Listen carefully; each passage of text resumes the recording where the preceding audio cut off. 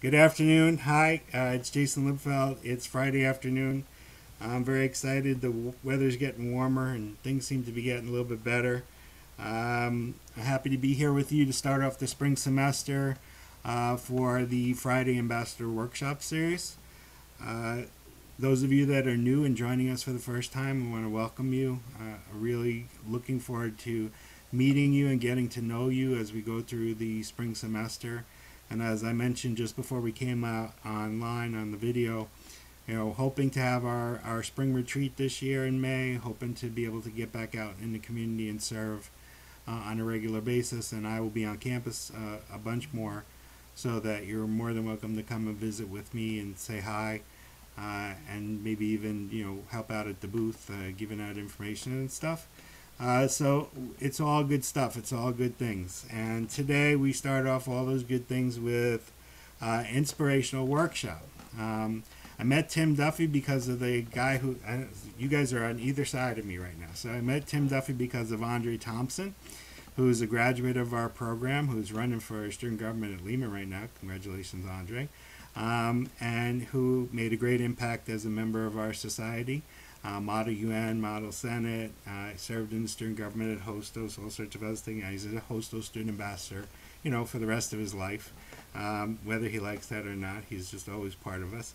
So he recommended Tim to me. I spoke to Tim, and we had a good conversation about the possibilities of him coming and speaking with you guys and ladies more than once. And we're going to start off today with something that's very unique and something new that we haven't done before here. So I'm excited about it. And he's got a whole profile here of like all the amazing things that he's done, but I think he also has something in his PowerPoint that shows all of this. And my voice is not up to par just yet because I haven't been talking too much, except with my kids, and that's like so it's like not as much. So what I'm going to do is I'm going to turn it over to Tim Duffy, who is joining us for the first time as a speaker today. So let's give him a virtual round of applause. And I'm really looking forward to this workshop, and I hope you guys are too. Awesome. Well, hello, everybody. Thank you so much, Jason, for allowing me to do this training. Thank you to Andre. I also see some familiar faces with Leighton. And I just wanted to say, I really love Hostos. I love the students there. And again, thank you for allowing me to do this training. I hope that this is going to be the most powerful training that you have had in a recent time. The most important topic that I think we need to talk about is what is the biggest challenge leaders face, and mastering success habits. I think it's a great place to begin.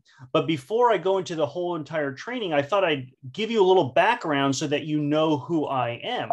So here's a little slide to introduce myself. I've been doing leadership and success training for over 17 years now. I was an active student leader in college. I ran for student government president. I was one of the youngest to serve. I actually received several awards for my accomplishments, but like I said, and I always say, it's not because I want to boast about it.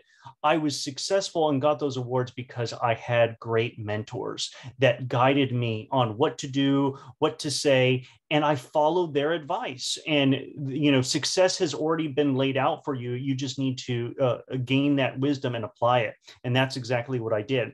I was also very active. I founded a chapter of the National Society of Leadership and Success. Some of you may know that organization or be part of it. And after college, worked in government for several years because I wanted to make a difference in the world. I soon got out of that, realized how a lot of money runs politics, which was kind of disappointing, but I was very, very proud of my accomplishments. But during that time while I was working in government, I still went back and trained other student leaders at my college, at Queens College. And so when the founder of NSLS said, Tim, why don't you help me grow this organization across the country? I said, you know what, I'm ready for something new. And I did it. And I served on the leadership team. I traveled around the country doing presentations and trainings. We turned it from a small organization to become the largest collegiate leadership society in the country with over 600 chapters and over 1 million members. I think now they have over 700 chapters. And during that time, I had to manage over 40 different employees. I had to manage over 600 interns. And so I got to be very clear on how to hire people, how to fire people, what are the attitudes, behaviors that will determine success. And my current role as I'm the COO of Eco Enterprise, it's a startup, and I'm also the founder of Electus Society, which is a leadership society dedicated to helping student government and people who are elected officers in clubs and organizations increase their power and increase their influence so that they can serve other students. So really how to, and this is one of the many trainings that I've done with Electus Society that Leighton and Andre have actually seen. And so hopefully it'll be a good refresher for them. And so when I ask those questions, I won't call upon them because they are probably will already know the answer. So let's jump right into the rest of the presentation. So again, some of the rules for training, I can't require. CUNY says you're not forced to be put on camera, but if you can, I always love it. Don't mind things in the background. I really appreciate it. Also, I'm horrible with names. So can you please forgive me in advance if I butcher it? I really want you to correct me on the correct spelling or pronunciation so that I can get it right, even if it takes 1 or 2 times. So I appreciate that. So what are you going to learn in today's training? It's going to be very clear. You are going to discover what is the biggest challenge student leaders face. You're also going to learn the most important questions to ask yourself when doing a task, how to say no without disappointing others. Are many of you in this virtual room have a trouble saying no to people when mentors or family or loved ones ask you to do something and you just feel obligated and burdened to just say yes, even though it's very difficult? Well, I'm going to give you a tool to how to say no effectively without hurting anybody's feelings. Then you're going to learn 3 successful management tips to get more done. We're going to do a life-changing exercise. It's not the most exciting exercise, but if you actually put the time, energy, and effort into it, it can transform your life. Also, we'll discover the new definition of the most important leadership quality and how to instantly gain credibility when you screw up. Because I don't know if you're like me, I've screwed up many times. And so how do I do that? How do I restore that credibility so that I can move forward and be better? Well, I'm going to teach you about that. And it's all going to be related to this topic about the biggest challenge leaders face. So I love to start off with a discussion. If you don't feel like sharing, you can certainly put it in the chat. Or you can unmute yourself and share with me, what do you think is the biggest challenge that leaders face? And I'm going to just read while you guys are thinking about that. I see a comment from Junior. Thanks so much, Junior, for commenting on it. And you said, well, some of the biggest challenge leaders face would be hate and those we don't like them. Yes, there's a lot of problems where people we don't get along. They will be big detractors that you'll have to deal with, right? Absolutely. There's also being a leader and dealing with the power responsibility that comes with it. Absolutely. Some most deal with that power and responsibility carefully so they aren't consumed by it. Tension is what I hear a lot of times with leader. Conflict, communication. These are definitely some other problems. Who else would like to share? I see some faces. Do I pronounce your name correctly? Sashi, is that your name? Hi, Sashi. What do you think is the biggest challenge leaders face? Hi, yes, Sashi is my name. I think it's the spotlight. What do you mean by that? Spotlight, like always being the one that you'll be the one who gets blamed for everything. You can be the one who gets seen for everything. You have to be careful with the way you move and all that stuff. Oh, absolutely. You have to even be careful what you're saying. You're always on the microscope. I always find it so interesting where if you think about a baseball game, a football game, anything, people are sitting in the stadium and say, you suck, you could do this so much better. But I don't see them playing on the field, but you're just going to actually have to develop that thick skin to be able to handle that criticism. And you're just going to have to deal with that, right? So no, very, very good. I'll take one more comment. Bernice, I see you. Do you have the ability to unmute your microphone and share with what you think is the biggest challenge leaders face? Bernice, are you there? Okay, yes. Yes. Sometimes communication becomes the biggest challenge for most leaders. Like they don't convey what is expected of them. So it becomes a confusion between the leaders and then the subordinates. Let me put it down. Absolutely. I actually do another training, and one of those that training is all about professional success and how to get promoted or get a raise. And one of the most important aspects of the many key points I mentioned in there is expectations. And how do you deal with expectations? Like you said, Bernice, it's with communication. How many times do leaders expect things from their teammates and then they don't do it, and then they're completely frustrated? Or the reversal is the team members have expectation of the leaders and then they're not delivering on what they're supposed to do. So you get all this conflict where you could have actually resolved that if you just met, talked about it. What are your expectations of me? What are my expectations of you? Hey, can we get on the same page? What are we going to do? So many problems could be avoided. Absolutely, 100%.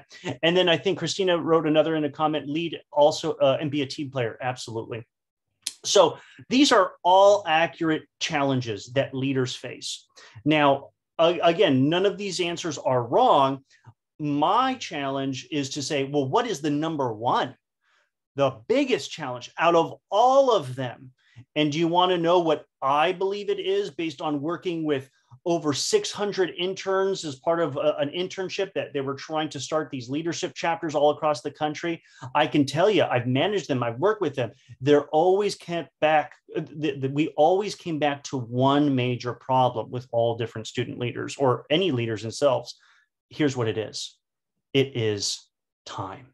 And if you know, I really love the Broadway show Hamilton. And so I use some of those images. If you all are fans of Hamilton, if you have ever seen the show, there's a great line at the end of the movie when Hamilton said, or his wife said, he could have done so much more if he only had time. Now, I don't know of anybody that is not busy. Every person I meet, busy, busy, busy, busy. Yet, how are some people able to accomplish so much and then others are not able to do it? And what's even worse is because for student leaders, there's also this added pressure that some of you had mentioned with this expectation that you feel as if you have to please other people, do more things. And so you say, yes, yes, yes, let me do this. But guess what?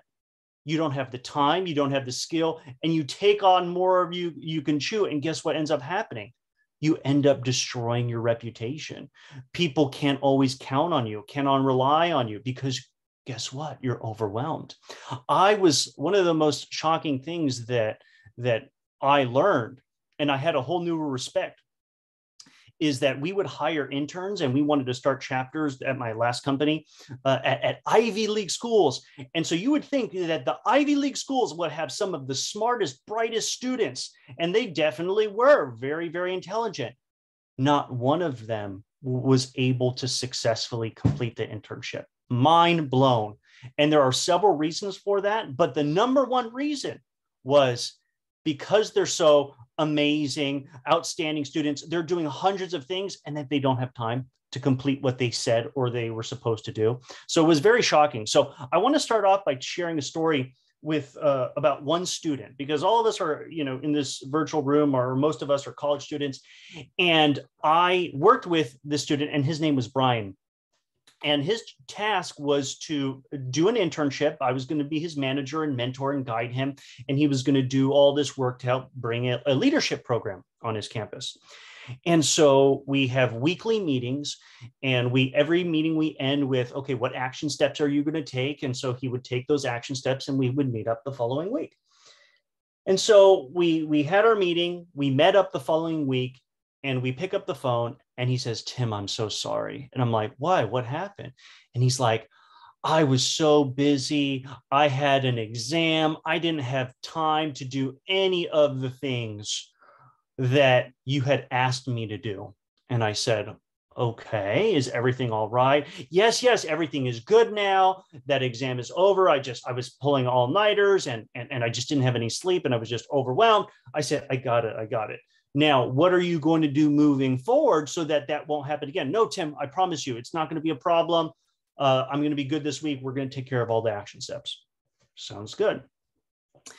Next week comes. What do you think happens? No action steps were completed again. And I said, what's going on, Brian? And he's like, oh, Tim, you don't understand. Like, there was so much stuff that I had to do. And it was this emergency and that emergency. And I said, well, listen, Brian, I am your manager, but also your mentor. And I'm going to tell you something, or I'm going to ask you a question that's going to be difficult. If you were working at a job and I was your manager and I asked you to do X, Y, and Z, and by the next meeting, you didn't do X, Y, and Z, what do you think would happen? And he says, oh, well, I think that they might be upset with me. I said, upset with you? They might be a little bit more than that. They'll be pissed off and they may want to fire you. New Jersey is a state that can fire people instantaneously. And I said, I'm not going to do that for you. I'm here as your mentor. I said, you have to imagine me. Don't be intimidated by me. Just pretend like I'm in a cheerleading outfit with pom-poms because I want you to do well. And he chuckled. And I said, well, listen, we have to tackle this issue because this is the most important issue that you're going to be dealing with. And that is time. And if you can't get control of your time and doing all the different things that you need to do, you are not going to be successful in this internship or anything else at all. And so what we did is an exercise that I'm going to do with all of you during this training. And so, but before I do, there were some things that I needed to teach him about time and dealing with all those different variables and aspects. And I'm going to share with you what those are right now. So the first thing that I told him is you have to master this key idea of something that's called prioritization. Your priorities. Now, I know that you have heard of that, Brian. You're like, yes, I know these are my priorities, etc. But I want you to think about it in a different way. There are things that you made commitments to, all a long list of different things that you said, yes, yes, yes, yes. But I want you to really ask yourself this question. Is this task or is this responsibility in alignment with your career goals? Is it essential? Are you still learning and growing? And I'll give you a perfect example. He was, let's just say, the president of the chess club. And I said, how long have you been president of the chess club? And he said, this is my second year that I've been serving as president. And I said, okay, how are you doing in that role? And he says, I'm doing fine. I continued doing the role because my advisor had asked me to do this role again. It would make a job easier and things like that. And I said, listen, I'm going to be tough with you, Brian, because as a mentor, you got to be able to hear the tough feedback. I said, I will predict that you are not doing an excellent job as the president of the chess club. He's like, well, I'm doing an okay job. I said, exactly. You're doing an okay job. And do you know how I know? It's because I can see how you're interacting with this internship. You're just trying to stay above water and you're going to do whatever it is, the bare minimum. I'm going to tell you, you are doing a disservice to that chess club. He's like, what do you mean? I said, yes, because guess what? If there was a person who was in that role who actually has committed to do the time that was really necessary to succeed at that role, who knows what could be accomplished with that chess club? It could be growing in membership. It could be having all these events and things like that. And I said, one of the things that I have seen when I view and work with all these different leaders, I've heard of the most amazing stories. Tim, this student leader is amazing. You won't believe what they've done in their club or their organization or whatever they're doing. And I said, guess what happens?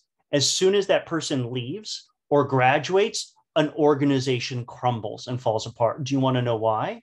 That person was amazing because they did everything, but they didn't actually train the next leaders to take over for them.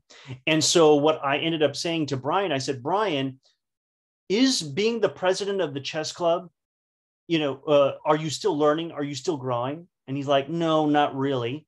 And I said, well, guess what? There's a person who is maybe the vice president or secretary treasurer that may want to be president. Or maybe you could actually train and develop them so that they can actually jump into the role. I said, you already have it on your resume. So why do you need to do more of that? And he's like, true. Like, I really understand what you're saying, but how do you say no? How do you say no to my advisor? I already made a commitment or promise. And I'm going to get into that on how you do say no. But first, I wanted to talk about that lesson of you need to start dropping things that are not in alignment with your priorities. And you're going to be more successful if you can do that and stay focused. So the next thing that I talked to him about is overcommitment, right? Same lines of priorities. You are overcommitted. Are you doing this task that could take more time and skill for you than somebody else? Meaning, shouldn't you give somebody who's really, really good at that to do that instead of yourself? I'll give you a very, very simple example. This is not student related, but this is related just in the work environment. I have a partner and CEO of the startup, and he says, okay, we need to do updates to the websites. And I said, why are you doing the updates to the website? You could just draft it all up, hire somebody on Fiverr and have them do all the upgrades. And he's like, no, I'll do it. The next day he does it. Guess how many hours he spent doing that? Like 10, 15 hours. And I'm like, he doesn't know WordPress. He doesn't know all these other things. But guess what? He took it on. He's already too busy to evolve. And I asked him, I said, listen, you are spending so much time doing this when you could have had somebody else do it quicker, cheaper, and faster. Think about how much time, how valuable your time is, whatever it is, $50 an hour, $100 an hour. If it was $100 an hour, you spent $1,500 of your time building a website that you don't have any skill in. So again, going back to Brian, how many times are we doing tasks? Now, the thing about in my conversation with Brian was this. He's like, yeah, but as the president of Chess Club, I can do things faster than maybe somebody who's new or not doing that. So shouldn't I still be able to do it? And I said, yes, yeah, I understand that. And that's what many times people do. But imagine you're a CEO of a company, right? You're very talented. You can do all these different things. Are you going to run the entire company yourself? No, you can't do it. You have to empower and teach and allow other people to take on different tasks, and you can help support them. And it's the difference of, giving a man a fish or teaching him how to fish. That guess what? If you teach them, then you have more time to do on other things. So I think that was very important. And then the other thing that I want to mention to all you students here is this. I have met a lot of different people who love to claim how busy they are. Guess what? I used to be one of them. I'm so busy. And they tell that to everybody. And so guess what ends up happening? Somebody asks them to do something. They don't do it. Guess what they use as an excuse? Oh, I'm so sorry. I've been so overwhelmed. I'm so overcommitted. There's so many things that I'm doing. And I'm so sorry that I can't do it. Well, I'm going to tell you the truth. People always find time to do the things that they really want to do. And when I was challenged by mentors and I said, I don't have time, do you know what my mentor said to me? That's BS, because there's 24 hours in a day, 7 days a week, and you can always find time to do the things that you want to do. And so if you're a real high-level executive leader, you never use as an excuse, I'm sorry, I don't have the time. You would actually say to your manager or boss and you would say to them, listen, I have these list of priorities. You like me to do this, but would you want me to drop these priorities so that I can complete this task? And you allow them to decide, what are you going to take off your plate? And they'll say, no, do all those things. These things can wait. Or yes, drop those things and do this. Because high-performing individuals don't use time as an excuse, because guess what? Everybody doesn't have time. So you make time for the things that you really have to do. So again, beware of what I like to call them workaholic martyrs. These are people that says, oh, I'm so busy. Guess what? It's because they want people to say, oh, wow, look how impressive that person is. They're always so busy. They're working so hard. Everybody is. Okay. I respect more somebody who doesn't complain about their time and gets stuff done. Again, this is my opinion. I hope that it is helpful to all of you. So now let's go back to how to say no. So Brian felt very bad. He's like, how do I say no to my advisor who asked me to, do this role again, and I already made a commitment? And so I said, well, most people are not taught how to say no. And so I'm going to teach it to you right now. And I'm going to use this very simple analogy or a simple example that can help illustrate that. So imagine you are with your buddies and they would like to invite you to go see a movie this weekend. And your buddy comes up, let's just say Andre comes up to Tim and say, hey, Tim, why don't you come out and see a movie this weekend with me? And what would I typically say? Oh, man, like, I don't know if I can do it. I'm really busy. I have some exams to study for. What do you think Andre is going to say back to me? Do you think he's going to say, okay, talk to you later? He's going to say, no. He's like, he's on the fence. He doesn't know. Like, let me convince him. Come on, let's go see this movie. You can do it. You can study tomorrow, study Sunday. It's just 2 hours, blah, blah, blah, blah. And that's what most people do. And then they feel bad, et cetera, et cetera. So what I would say is, if you're going to, in that example, to say no to somebody, you have to say, listen, thanks so much, Andre, for the request to go out to the movies. I always love hanging out and going with you to go see the movies, but I definitely cannot make it to the movies tonight.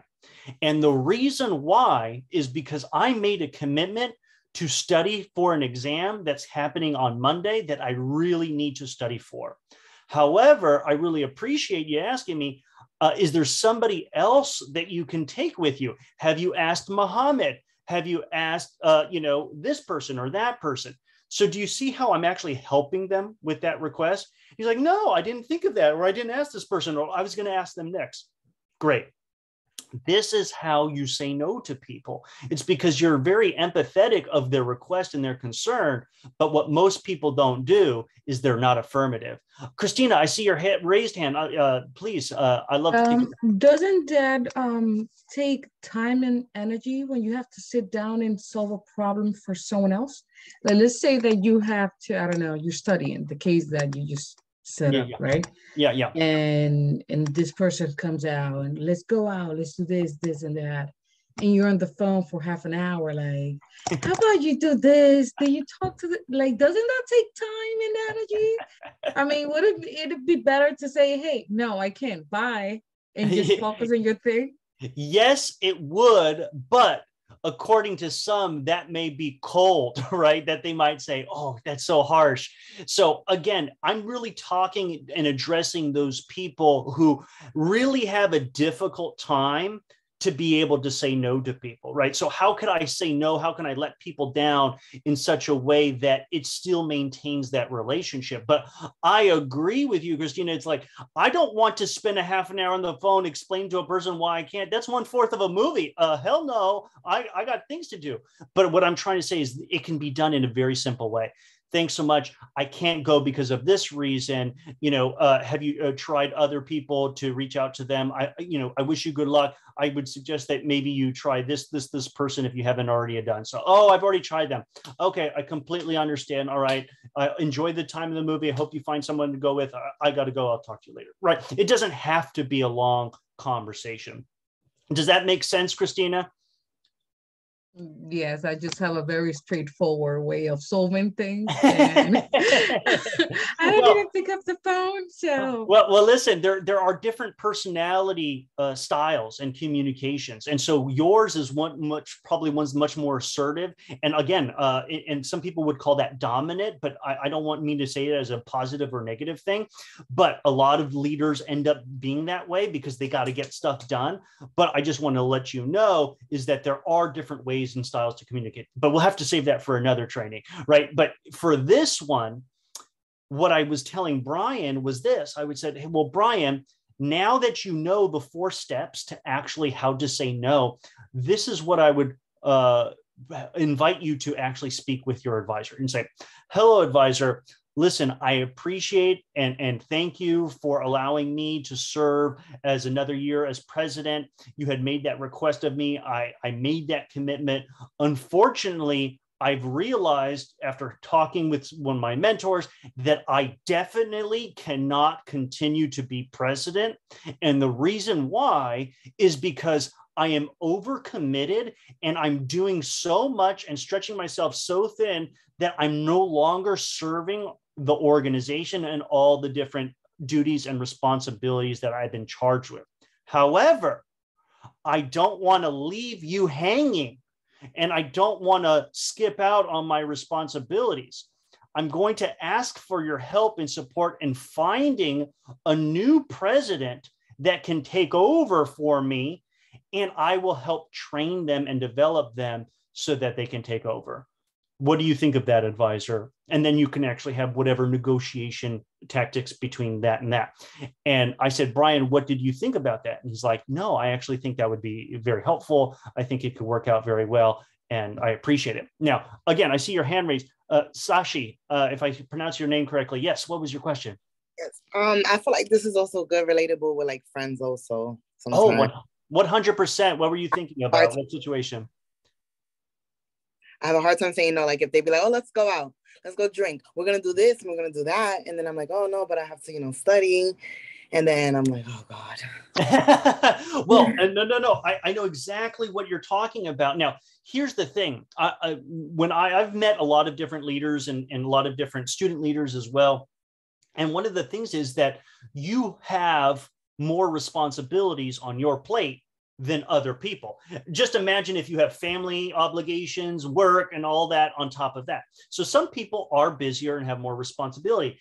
Now, I remember getting a question from a student at one saying, yeah, but Tim, what happens if, like you're always saying no all the time, and then you start feeling bad that you just keep saying no, declining all the time that they're making these requests of you. And I said, well, listen, you have to really understand and prioritize with what is really important to you. And friendships take time. They take energy and effort. And so I will go out on a limb that some people are maybe overcommitted. They don't even have time to do or have relationships with friends. So we're going to do an exercise. And I said to this student, I said, well, listen, there's going to be an impact on that. You have to decide if it's a priority to have those friendships. But if it is, but you're still having a lot on your plate, then the support or the request that you can give your friend, if they say, hey, Tim, can we go out to the movies? And I decline and say, I have to study for exam. The appropriate response is, I do care about you. I do want to hang out with you, but can we find another time that can work for both of us and both of our schedules? So let's look at the calendar. And guess what? It might be a month from now. And that may be realistic. But at least you put a date, you put it on the calendar, you put it as tentative. So now you know that you won't schedule another time with your friend. And that actually shows your friend that, listen, I care about you. You understand that I have a lot of responsibilities on my plate. I want to spend time with you, but let's look forward to this. And I said, this is what it will actually do for you. How many times have you planned or bought tickets to go on vacation or go out to a weekend with your friends or do something like that, or book a massage, a week earlier? You actually get excited looking forward to something. And so that's what you could actually do with your friendship. So you're actually building that positiveness even in scheduling up for something in the future. Okay. So let's keep going for the sake of the presentation, but great questions that you're all asking. I hope that this is helpful. So the next thing is, now we're going to jump into time management tips. So this is a chance for all of you to actually share with each other, what do you think are your top 1-2 recommendations that really help you stay on top of your time and your time management and getting stuff done? So do I have any kind of volunteers that want to share some best practices or tips? Or I can call on some people if you're not brave enough, or if you're still thinking about it. Okay, Abigail, I see your hands raised. Go ahead. What are your tips? Yeah. Can you hear me? Yes, I can hear you. Okay. One tip I would say is having a calendar. I use my computer calendar, and usually by the week I put in new things. Like if I have an assignment that's to be due next week, I put it in ahead. and then I try and plan like maybe 2 days, 3 days before to get it done. And that's what I kind of do. Yeah. I like to look at it and write it in. 100%. And we're going to talk about that. There's a term that I use and that we'll talk about in a very short time. I call live by the calendar, die by the calendar. I know that sounds so extreme, right? But it's going to be very helpful. All right. Last comment. Junior, what are your tips? I'm not very good with time management, so I'm guessing this will be a comment from someone who's not very good at it. So I do have things on the calendar. Depending on what the work is, like if it's actual work or if it's just homework, that will depend on the speed, really. Because if it's homework, I'd be like, I'll just do it the day before, right? I usually get it done all the time. And I'll do it throughout the week, right, slowly, and pace it out, and be like, okay, so this time I'm gonna work on the homework for like 5 minutes, then tomorrow I'll work on it for like 10 minutes, and it'll increase until it's finished. No, I think those are great tips. I mean, yeah, I understand that you could actually say, well, I'm not the best at time management. Listen, I'm still working on my time management. It's a forever evolving skill that you're going to increase and become more and more successful at. And I think that's a great strategy to break things down into little bite-sized pieces and tackle it, as opposed to waiting to the night before and cramming it all in. But this is exactly how it operates in the real world in terms of the job market and the job or whatever profession you're doing. Is companies have to have different projects that they have to do. They're not going to wait till everybody does it the last minute. They need to space it out. They have to put it on their calendar. They have to plan and coordinate. Project management is a very, very important skill to have. And I see Suprina, if I'm pronouncing your name correctly, I like what you said, for assignments, try to do them a week ahead. Absolutely. You have to plan ahead so that you're not surprised and you can plan accordingly. So I'm going to tell you what my tips are. Here's going to be 3 of them. And some of them you may already do it. Number 1 is always assume double. So whatever you think is going to take 30 minutes, it's going to take an hour. Whatever you think is going to take 5 hours, it's going to take 10 hours. Now, why do I say that? All of you fundamentally know that this is true. You know what I'm talking about. How many times have you tried to do a paper and say, I'm going to do the paper tonight, and then you start to write the paper, and then you start to realize, oh, well, if I was writing the paper and I had everything in my head ready to go, I could do it all in one night.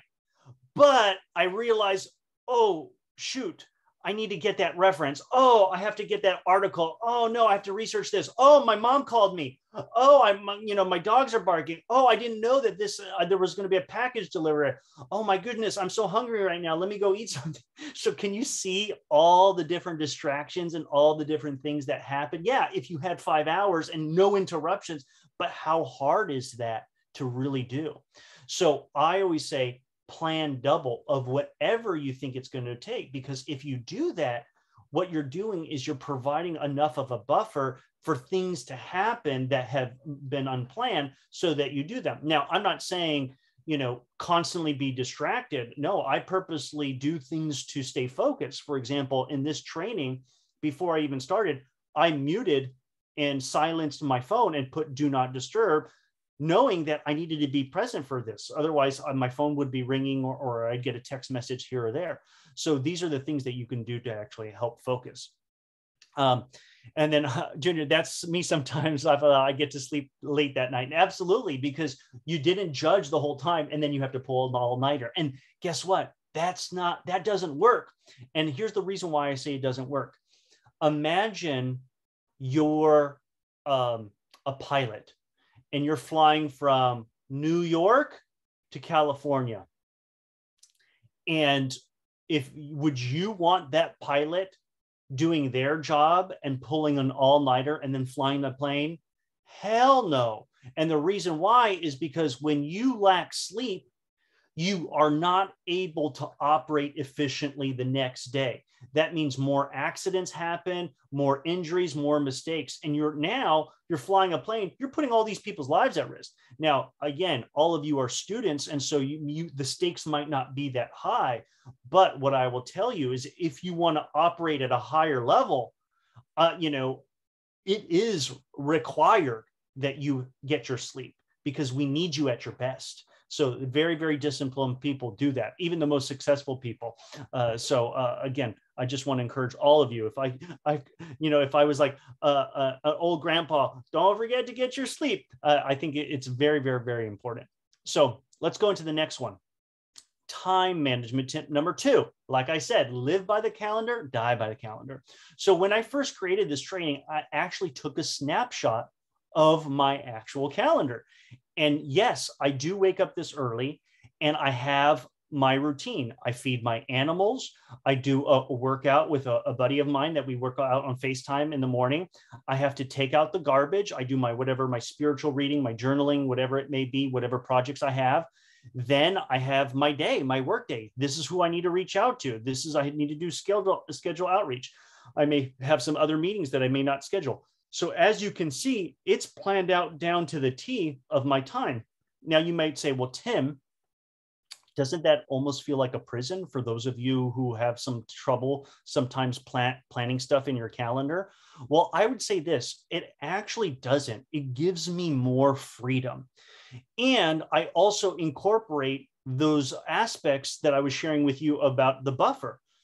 Looking at my schedule, does it really take me half an hour to take out the garbage? No, it probably takes me about 15 minutes. But if somebody asked me, hey, Tim, can you actually do this or whatever it is? I'd be like, no, I actually have that time for the garbage. And it happens all the time. I'm doing something, the cans leak over for the recycling. I have to put it up. We had more garbage than usual. So, hey, maybe it took me 20 minutes versus another thing or whatever it may be. But that's why I'm saying is plan the buffer and live by the calendar. And I do have freedom. There are times that I don't have anything scheduled. For example, I work 7 days a week. Now you might say, Tim, that's crazy, but it's very, very limited. So on Saturdays and Sundays, I work on my jobs and stuff from 1:30 till 3. And it's a way for me to stay competitive and ahead and things like that. But in the mornings, I have all my other routines, whether it's working out, going to the chiropractor, having my breakfast, doing whatever it is. And my wife will say, Tim, I want to do this. I want to go to the movies. I want to do that. I'll tell her, because I'm disciplined, this is my priority, I'm free after 3. So after 3 o'clock, I don't have anything scheduled. That's my wife and my family time.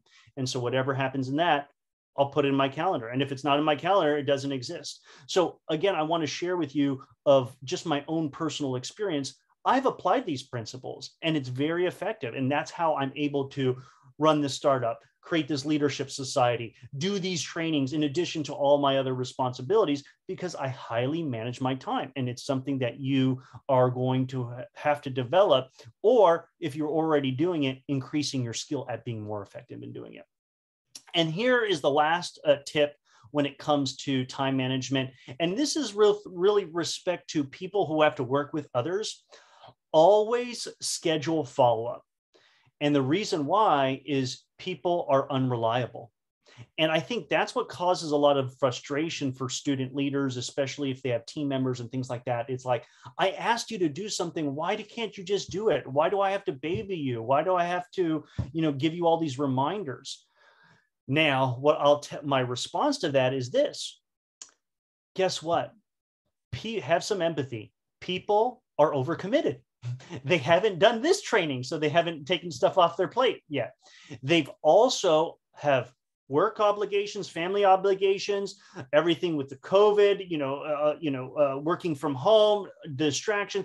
So there's all these things that people are applying on people's plate. Jobs, companies are putting more responsibility, more duties onto different individuals. So it can be quite hectic. I think that as a manager, my job managing all these people is I have to make it easy for some people so that I get the job done. So what I had to do is I had to create reminders for myself. Hey, I need this job done by this Friday. I asked, this person, whether it's Christina, to do it. Do you think I'm going to check in with her on Friday? No, I'm going to check within her Wednesday. I'm going to send on my calendar. I'm going to put a deadline.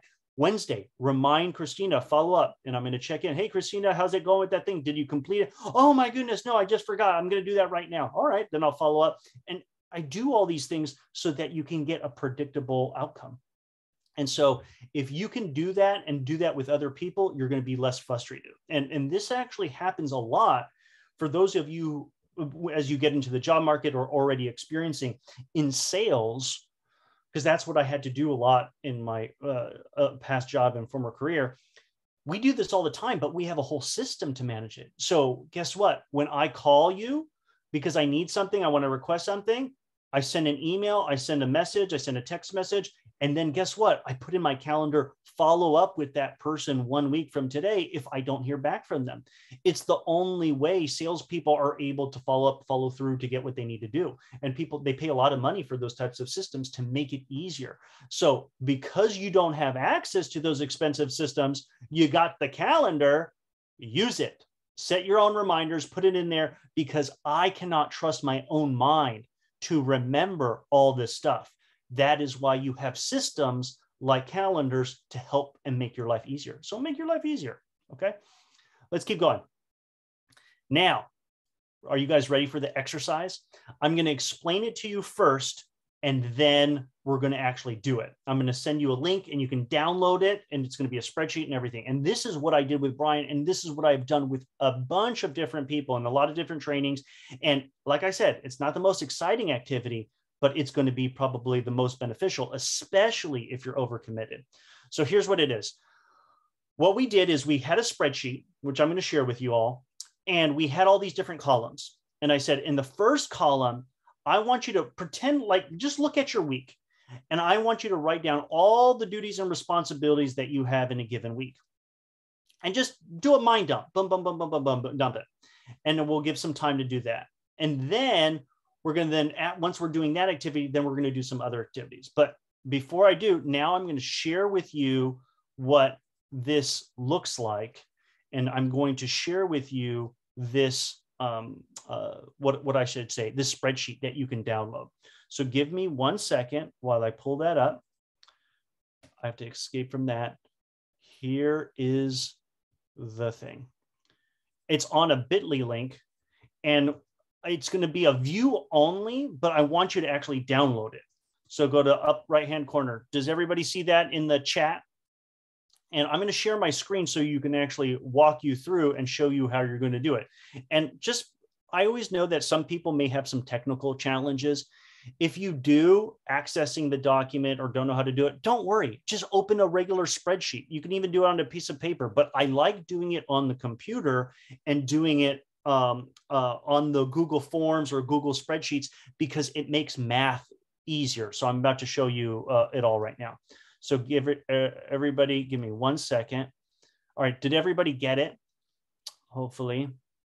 Yep, okay, I see other people that have gotten it. So now what I'm going to do is I'm going to share my screen, and I'm going to show you, once you've downloaded it, what it's going to look like. Now, the first slide is all about instructions, but I'm going to show it to you right now. I would like you, in just this one column right here, write down everything that you do in a given day.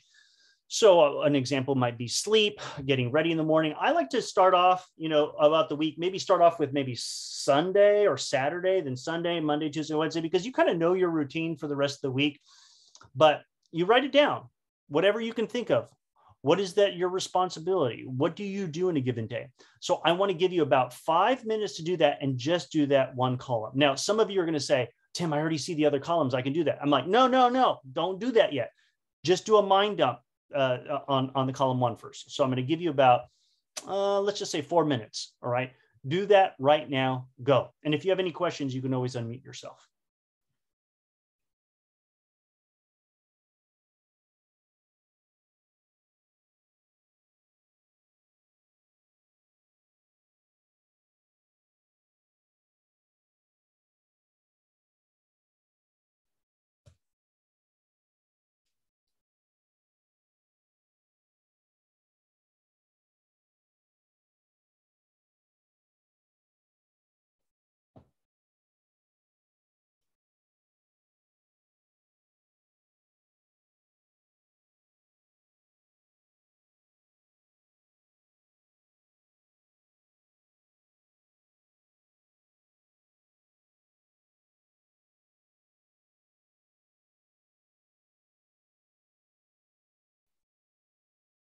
Try to put everything in there, whether it's watching Netflix, sleeping, commuting, all that stuff. Write it down. I want to know what takes up your time in a given week. The more stuff you put down, the more accurate this is going to be.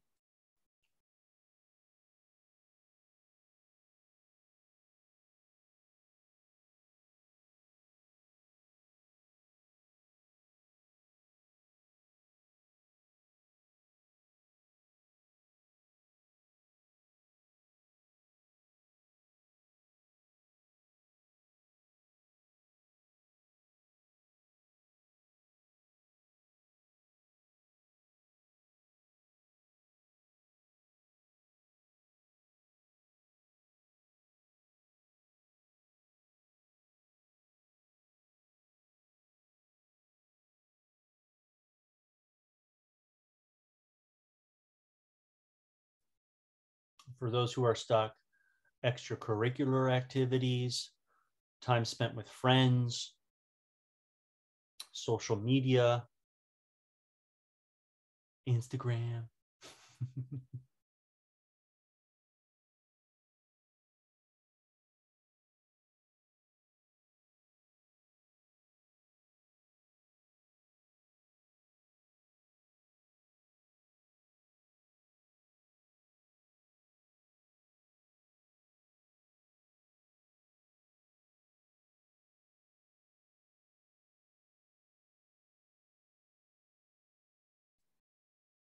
I'm still going to give you guys some more time, but for those of you who are like, I wrote everything down, I can't think of anything anymore.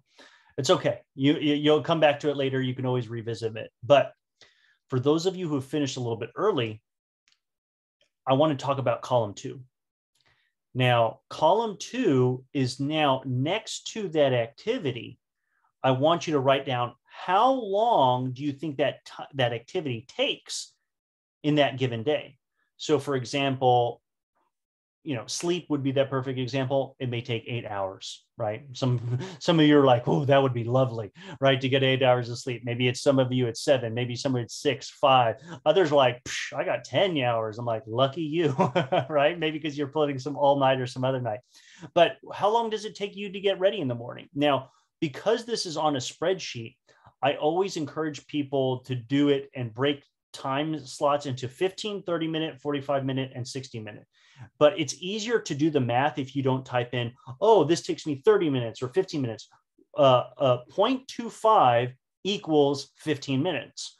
30 minute equals 0.5, because this is all a fraction of an hour. So that when you end up highlighting all of this stuff, look at in the lower right-hand corner, it always provides some, like, it would be good to help you understand when adding it up all in the end. But take your time, do that, and do that column and column 2 right now.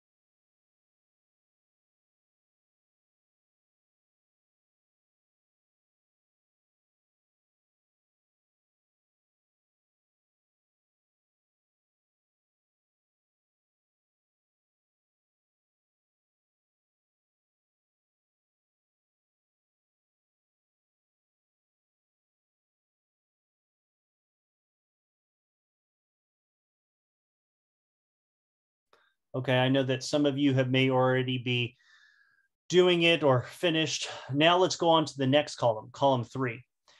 What I want you to do for column 3 is, this was how long this activity took you in a day. Now, how long did that activity takes in a given week? So what's really cool about, again, spreadsheets, so that you don't have to go math crazy, you can type into this cell and you hit the equal sign and you put whatever was in column 2, 8, and you put it times 7, because there are 7 days in the week. And you hit enter and boom, it figures it out for you. and you could do the same thing. There's also a formula where you could actually do this cell times this times 7 equals that. But the reason why I don't do that is because some things don't always take that amount of time. So for example, what about if you commute in the morning? Maybe you only work 2 days a week, or you only wash the dishes, in this case, a couple times a week. So it's not every day. So you maybe just do it twice. So then you would just say, all right, it takes me half an hour. So it's about an hour a week I do that. So figuring that out would be very helpful. So I'm going to give you another minute to figure that out. Francine, I don't know what the comment was to I wish, but maybe it is related to sleep, you know.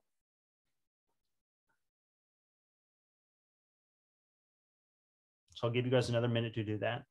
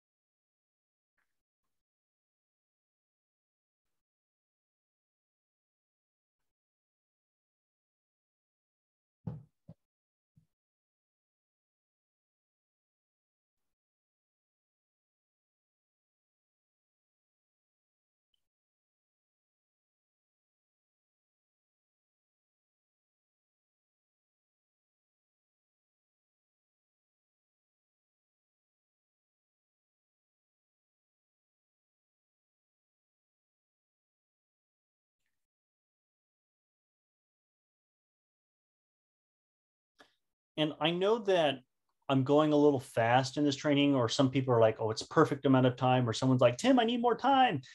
Don't worry. I just want to actually show you and give you a taste of what this activity could be like.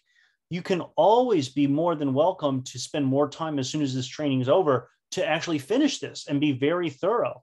You'll be surprised. I have seen people who have said, oh my goodness, I put all the different activities, I put all the different times and all the times in the week. And guess what? Instead of 24 hours a day, it was doing 40 hours a day. And in terms of how many stuff I have in a week, I think there's 168 hours in a week. And they're like, I have over 200 hours. So, you know, that's not possible. Maybe that there's things that you're doing that you're overcommitting yourself and you just have to not do something or not do it as effectively. But it could be very shocking to see how long things actually take you.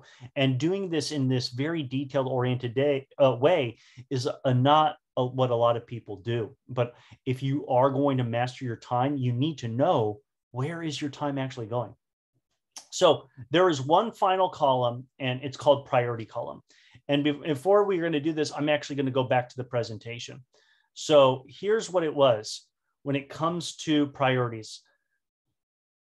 When I learned this as part of my professional development, I wish I had learned this earlier in college, like all of you are learning right now. Some of you, this might be not new, but for some it might be. I had to learn from my mentors what prioritization really was and is, and how you actually prioritize things. Now, there are a number of different ways to prioritize. Some of you may have heard the book, 7 Habits of Highly Effective People by Dr. Stephen Covey. It's a very, very famous leadership book.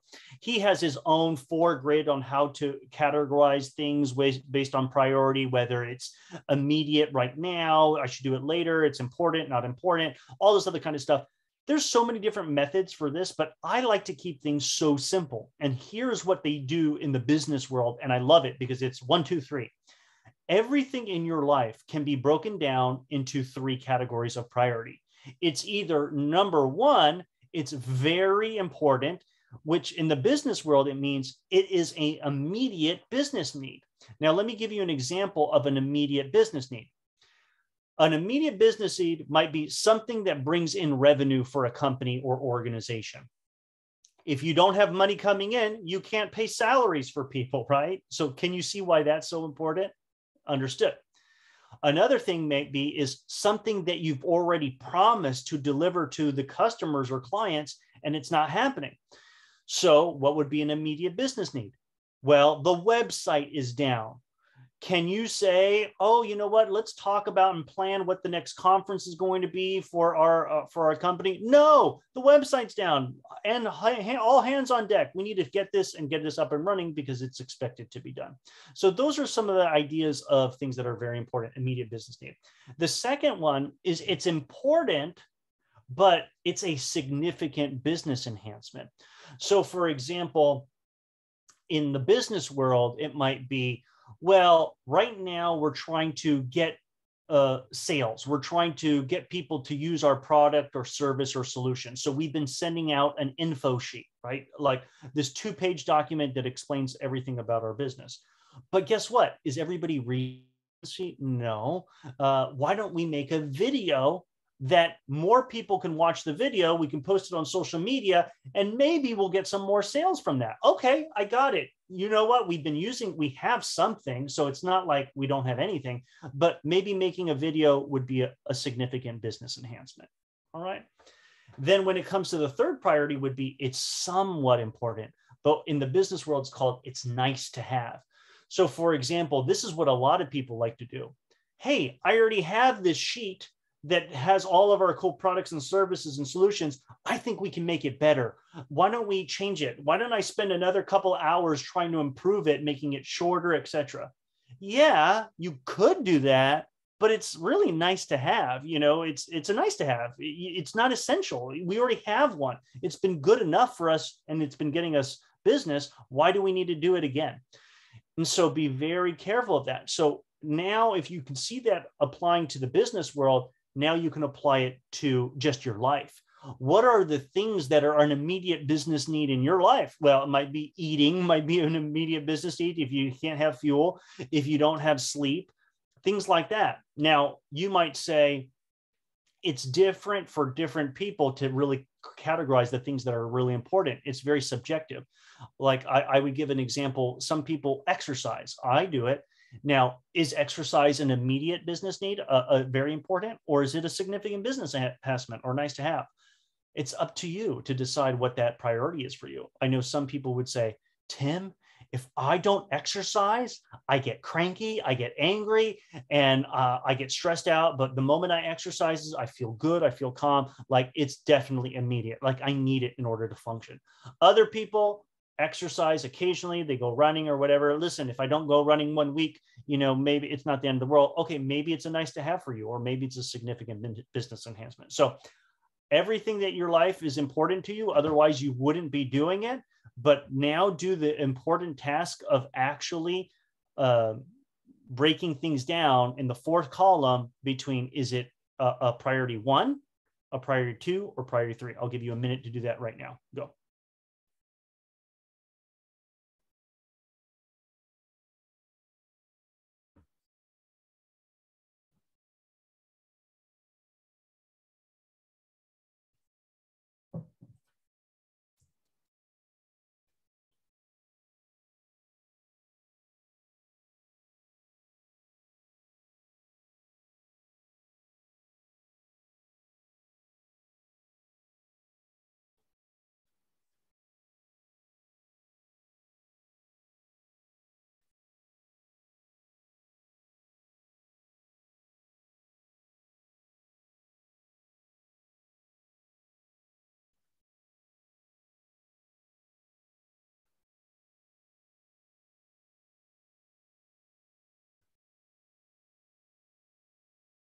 Ten more seconds.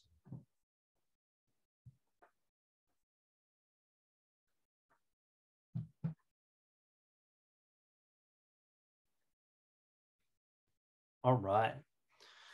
So again, I apologize for those who want to spend a lot more time on this, but we only had a short time. There's so many other exercises, so much more content that I want to give you. So we have to keep going for the sake of the presentation. So we've talked about so far the biggest problem leaders face. We know what it is. It's time. If you haven't mastered that discipline, there's no possible way you're going to get anything done. And in order to master that time, you have to learn about prioritization. You actually learn how to say no. You have to stop becoming overcommitted. please, forgive yourself for being a workaholic martyr. Stop making the excuses. Everybody has time to do what they want to do. All right. So moving forward, now let's talk about the habits of the most successful people in the world. So there is a famous author by the name of Tim Ferriss. I love his books. He did The 4-Hour Work Week. It's a really great book for entrepreneurs, all about efficiency. I use that a lot to be able to accomplish all the things that I want to do. And it would be very helpful for you, for those of you who want to do additional reading, to check that out. But also his second book, he has many books, but another famous book is called Tools of Titans. What are the tactics, routines, and habits of billionaires, icons, and world-class performers? So he went to all these different people and he interviewed them. He's like, what do you do that helps you make you successful? What are your habits? What are the books you read? And he has a series of questions. And guess what? Success leaves clues. There are certain patterns or behaviors that these successful people do. And so I want to share with you what those patterns are, because if you could develop the discipline to do what they do, there's no stopping you of what you can accomplish. So are you guys ready for it? Let's jump in. The first thing shocked me. I didn't believe it. It was crazy. It's actually doing journaling. Journaling? What do you mean journaling? Who has the time to write a journal of all their different thoughts and feelings of what's happening to them in a given day? I even remember my dad doing journaling when I was very young. And I thought, like, that seems like a waste of time. But no, it actually is one of the most important things that you can do. But what Tim Ferriss says, you don't have to spend hours doing journaling.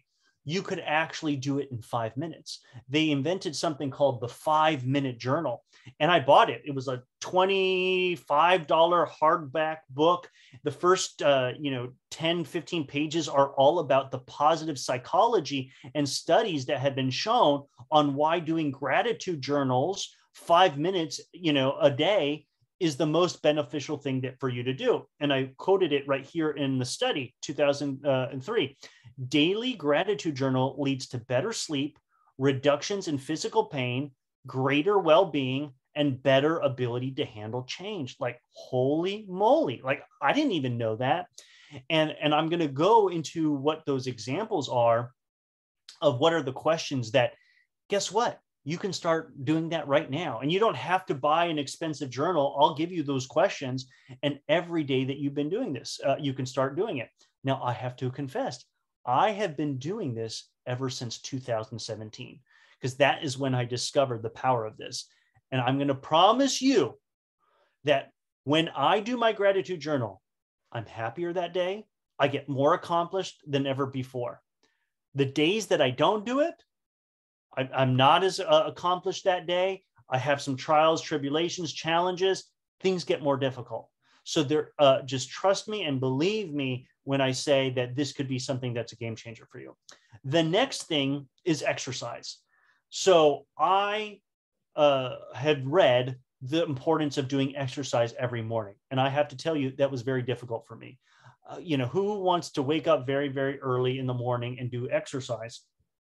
And there's a lot of health benefits. I'm not an expert on physical fitness, but what I've read or gleaned is that when you exercise early in the morning, especially if it's weightlifting or strength training or whatever it is, your body has more energy throughout the day. You burn more calories, and it's overall better for your mental health. I've even read one point that doing exercise in the morning once a day or at any time is like taking an antidepressant pill. And I'm like, wow, that's impressive, just because it does things that I can't explain in terms of your hormones, etc.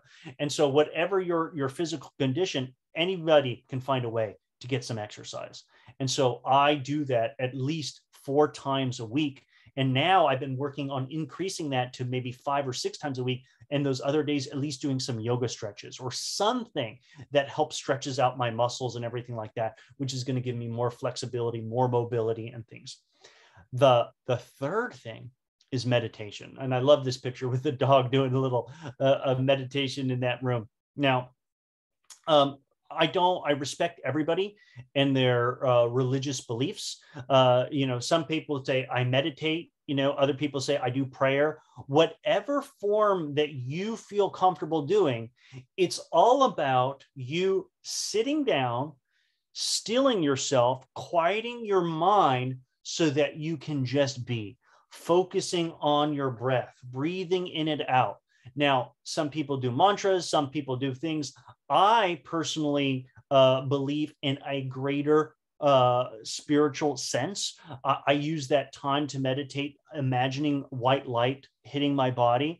There's a meditation called the white light meditation that I think I can send to all of you, whoever fills out the post-assessment form. And it's like 5-10 minutes long. And if you have trouble just meditating or whatever it is, just listen to this audio, right? It's a YouTube video, and you'll just feel your whole body. You imagine it relaxing and calming down from your toes all the way to your head. And it's amazing. You actually sleep better if you meditate before you go to bed. Or in the morning, I just feel so much more rejuvenated. I make better decisions, quieting your mind. And all the celebrities are doing it, right? The high performers. I've heard that Katy Perry does transcendental meditation. Like, how are these people able to do amazing things and go to these concerts and all this other stuff? Because they're tapping into something to make them operate at the highest level of performance. So if you can do that, and all it takes is 5 minutes a day, ideally you could do it for 30 minutes, maybe even better for an hour, but start with 5 minutes, you can start increasing your success. So let's jump into the routine and journaling. So write these questions down. You don't have to buy an expensive journal. Now, I'm going to tell you that most of the journals say that you should write at night, right before you go to bed, and in the morning. And the reason why doing it at night is you start planning out your day, what you want to get accomplished and things like that. And so that your subconscious can go and work on those things at night so that they manifest and happen.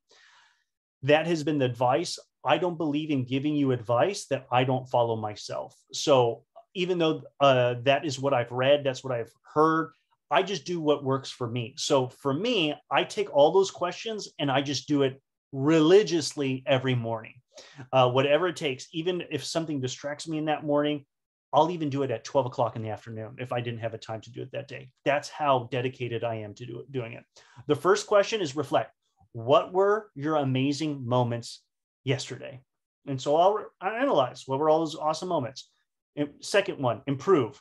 How can I make tomorrow even better? Now, many journals will say this question like, how could you have made today even better? I don't like that question. And you know why? Is because I'm of the personal belief that everything happens to you happens exactly the way that it needs to happen, and that you shouldn't live in regrets. I don't want to view my day as if it's a failure or anything like that. I want to say is today happened like the way it happened, but I want to be better tomorrow. So let me focus on how I want to improve tomorrow. The next thing is gratitude. What am I grateful for today? Now, everybody here has different financial status. And one of the worst things that you can do is compare yourself to other people. Why does this person have more money than me? Why does this person have a bigger car? Well, can I tell you something? When you compare yourself to other people, you lose. You should only be in competition with yourself. And one of the best attitudes that is going to help you in any situation that you're in, whatever how dire it seems that it can be, you can be grateful. Whether people, and there's a lot of different podcasts that I've listened to. Jocko is this military guy, and he has some great podcasts that I've listened to. And he has this great story of talking about how these people who get diagnosed with all these different cancers and near-death experiences, like they have this common attitude, which is gratitude. And they end up living for a lot longer, shocking the doctors because they say, you know what, I'm going to treat every day as it's a blessing because it's what it is. And so as bad as whatever situation you're in, writing down the things that you're grateful for will positively affect your life. You will send the positive hormones. You will feel better just by doing that. And just remember, somebody else in this world always has it worse than you. And somebody always has it better. So stop focusing on them, focus on you. The next is to-do list. Now, when I do my to-do list, oh boy, it is long. I actually do all the different responsibilities I have for each thing, what I need to do personally, what I need to do for my job, what I need to do for this company or for this partnership, or whatever it is I need to do. And I write all my to-do lists. And what ends up happening is I can't get it all done. And so, but that's okay. What I then do is I circle and star what I think is the number one priority that needs to get done. And I do and accomplish that first before I do anything else. And so once you actually do that, you realize that, yes, you're never going to complete all your to-do list. A level above that would be to actually adding it to your calendar. But what ends up happening is if I don't do that list and I don't circle and star all my high priorities that I get that done that day, the next day will happen or next day happen. And guess what? Those were high priorities and I still didn't even get them done. That's why the journaling makes the difference. And there's a famous author. He's a motivational speaker and writer and expert in sales and stuff. His name was Brian Tracy. He wrote this book called like Swallow the Frog or Eat the Frog, because what ends up happening is most people procrastinate the things that they don't want to do. But that is exactly the thing that maybe you should be doing first. So I can't imagine what it's like to eat a frog, but I could think of it would be really disgusting. But what's worse, going day after day thinking about you eating that frog, or if you just bite the bullet and just eat that frog first thing in the morning, get it out. That's how you have to be with your goals and your priorities and your to-do list. Just get it done. And then the last thing is positive affirmations. Now, like I said, I'm going to give you my opinion. The most two important words in the English language is I am.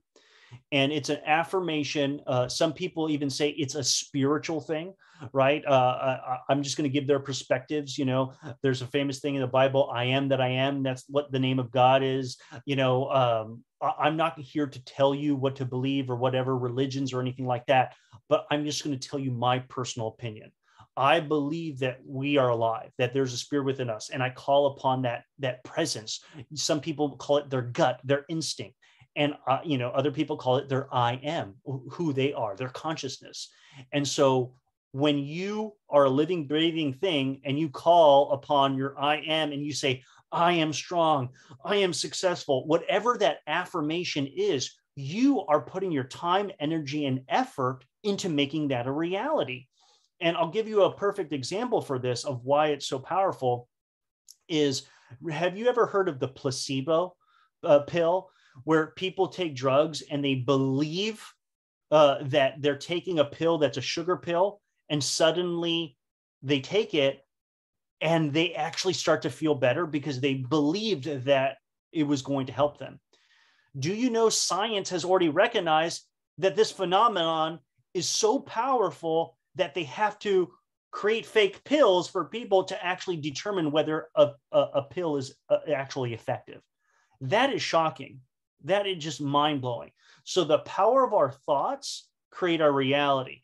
So even if you don't even believe it yourself, if you can actually repeat it, if you say it and you focus on it, you can manifest it. So I have different affirmations that I share. You can actually create your own.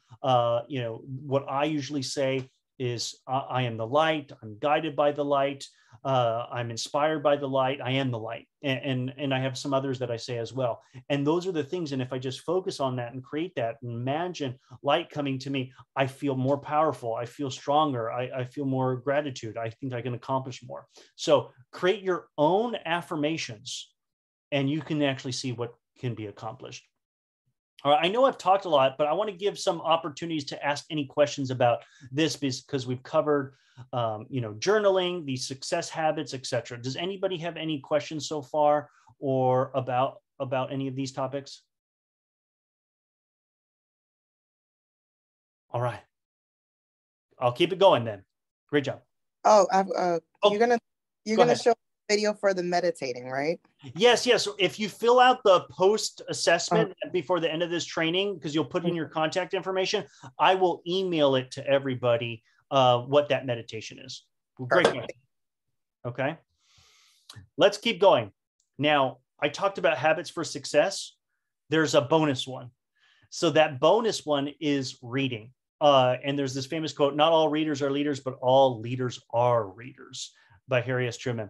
So I always recommend that you read books in these kind of three categories. This is what I do, either positive or spiritual books, either hero's journey, biographies. Now, what I mean by hero's journeys, listen, I could even get benefit from reading Harry Potter, having this young kid overcome obstacles, finding love and persevering, challenging the different monsters and overcoming. There's inspiration in that. So I'm not going to judge any person for reading those kind of books. I think that they can be very helpful and insightful. How many times do you read a book and you're like, wow, that kind of reminded me of something that's happening in my own life. So again, I think reading is very, very powerful and that we should all do it.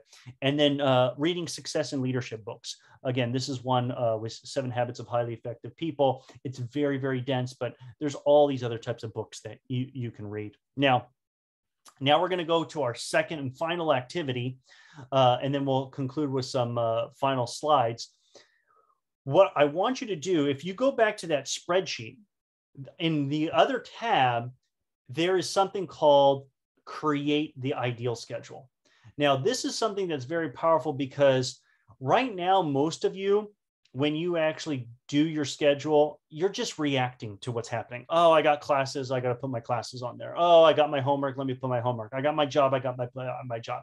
What I really care about is what are you doing in the mornings? What are you really doing in the evenings or throughout the day when you're not working, we're not in school? If you could be your own superhero and you get to create and map out your schedule, I want you to create it. And now's the time for you to do it. But here's my request and my challenge. Put in 30 minutes for your morning routine. And what I would like you to do in that morning routine? Give yourself 5 minutes to do the journaling, 5 minutes to do an exercise. They could be jumping jacks. They could be push-ups. You could do deep breathing. You could do yoga. I don't know, whatever it is that you can do, you do. And you do 5 minutes of meditation. Now you say, well, Tim, you said 5, 5, 5. Why do you say 30 minutes? Because if you were listening to the presentation in the beginning, I said, always assume double, because guess what happened? You'll start your journal and maybe you might take 10 minutes to do it, right? Because there's a lot more stuff that you wanted to add or say. So block that 30 minutes off and then block off the things that are your priorities based on everything that you shared below. So let me stop sharing my screen and let me show you a demonstration of this exercise activity. So let me share. Here's the spreadsheet. And then if you create right here on the next box, create the ideal schedule. So I imagine you're sleeping by 12, but again, you could actually say whatever you want to sleep. And the thing that I love about spreadsheets is when you type in the word sleep, you could actually use this right little box and you can hold and drag down the mouse and it can add those fields. So that's what I really love about it. Now, in your ideal schedule, what time would you want to go to bed? Now, I know that you might be going to bed late, but you're now your own superhero. This is time for you to create your ideal life. And like I said, I like you to put in a time, even just 30 minutes, for your habits of success. And just block that in there. Now, if you're saying, Tim, I can't do it. I have my children wake up, I have to wake them up and I have to then take them to daycare or whatever it is that you got. Well, can you go to bed a little bit earlier? Can you wake up a little bit earlier? Fine. I don't know your schedule, but maybe you could do it during lunchtime, right? Maybe the only time you have to do is dinner, but at least put your 30 minutes for you to improve your life, for you to master those success habits. So I'm going to give you some time. I would say about 7 minutes right now. Really focus on these days. And now most of you, Monday through Friday might be a pretty typical schedule, but maybe you want to focus on Saturday and Sunday first. How do you want to use that time? Or in the mornings or in the evenings? So take 7 minutes right now. It could be the most powerful exercise that you could do to start your life on the right foot right now. Go.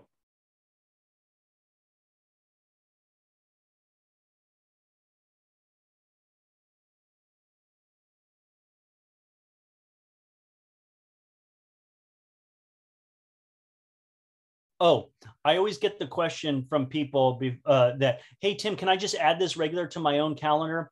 And I said, you could, but my recommendation is that you don't. First, play around with the spreadsheet, right? Put in your time, put in what you like to do. Then you maybe once you've done your first draft, you might go back and look at all your priorities. Where am I going to get that done? Only once you've settled on, then I would add that to your actual calendar. But let this be your canvas, like your first draft, you know, so that you could at least get out all your thoughts. A lot harder to do that once you start putting things in your calendar. Okay.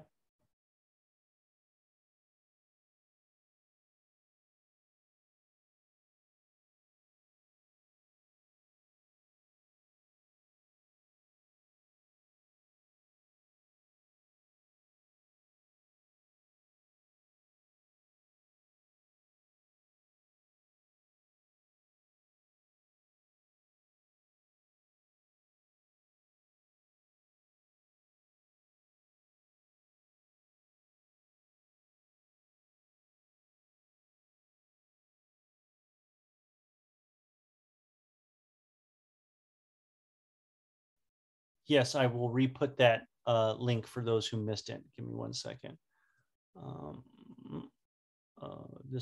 That's the post assessment. This is the link, control copy. There we go.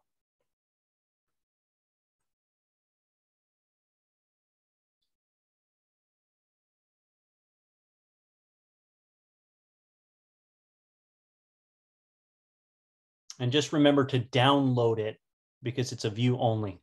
Otherwise, I'd have a bunch of students editing it.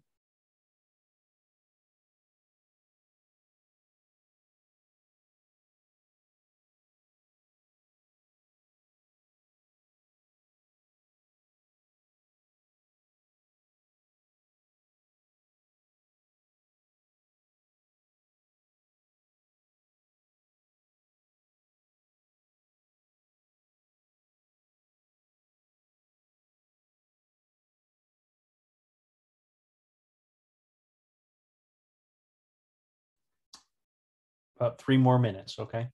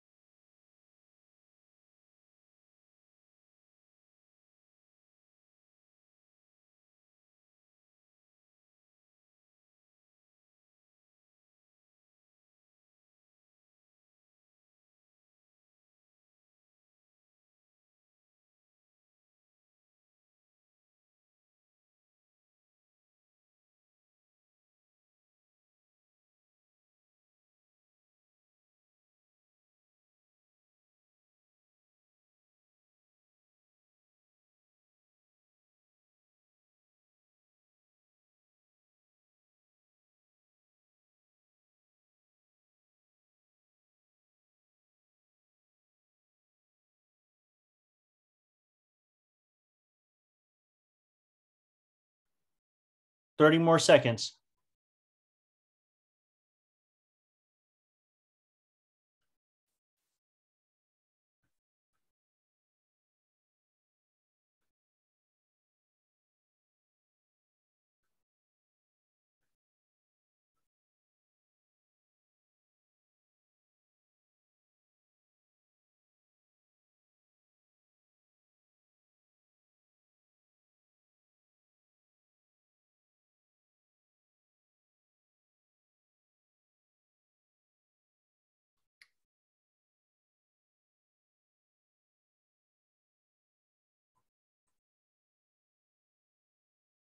Okay. So we're coming up to the last couple of slides of the presentation, then we'll have a Q&A. Now, we talked about leadership qualities. And for those of you who want to keep doing the exercise, I know it's great, and you can always find some time later on, either this evening to do it. And if you want to do it not tonight or do it some other day, just schedule it in your calendar, and that way it will get done and you'll remind yourself. So what is the most important leadership quality? So I know a lot of you who are attending these workshops have probably attended other different workshops talking about leadership. So anytime you hear anything about leadership, some of these words come up: values, purpose, passion, communication, humility. Well, I want to know what you think is the most important leadership quality. So who would like to share what they say or what they think? You could either post it in the chat, you can unmute your microphone. I'd love to hear it.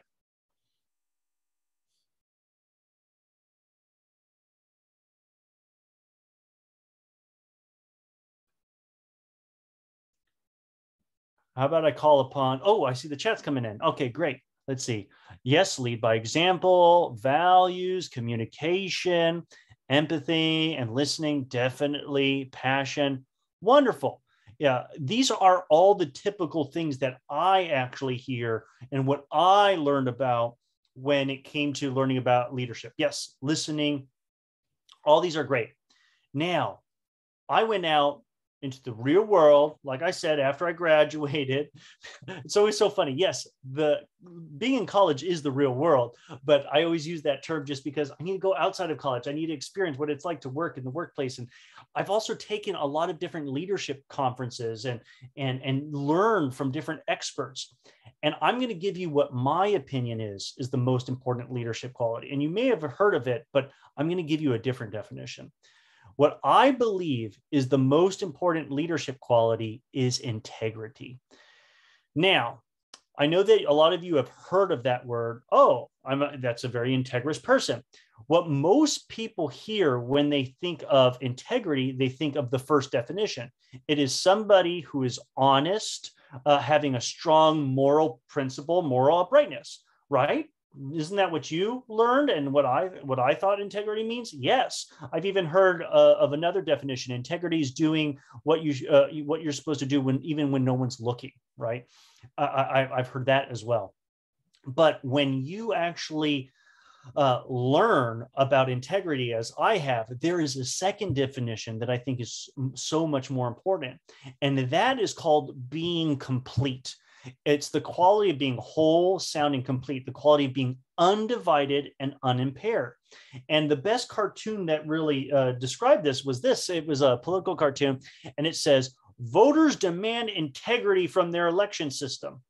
And so the comment from the lady to the gentleman was, who knows, maybe someday we'll demand it from the people we put in office. And the reason why I like that is because we have certain expectations of people that when they or of a table, of anything, if we say, hey, this table has integrity, that means it holds things up when we expect them to do it. And if the table breaks, this table doesn't have integrity. It's not doing what it's supposed to do. Well, we have to really look at that. Actually applies to people. When we talk about people being in integrity, that's a whole other level. So I took this professional development course called Landmark Worldwide. I don't know if any of you ever heard of it. I had never heard of it, But when I got into my career and I started meeting different highly successful individuals, a lot of people who are in the personal and professional development place know about Landmark. I heard once a rumor that all of Tony Robbins' staff, Tony Robbins, that big motivational speaker, he would actually say, you know what, have all his employees do Landmark. I don't know if that was gossip, but I don't think it's too crazy, because I'm telling you, I'll give them a little plug here. If you go to landmarkworldwide.com, they have this 3-day training that's all day Friday, all day Saturday, and all day Sunday. And then you have like an evening on like a Tuesday or something like that. And you have to pay $675, what I think it is now. And they can actually do it all via Zoom. It transformed my life. I mean, I actually had a new relationship with my wife. We were having some conflicts and I was able to transform it. People who go to these things are trying to have transformation in their business and their relationships.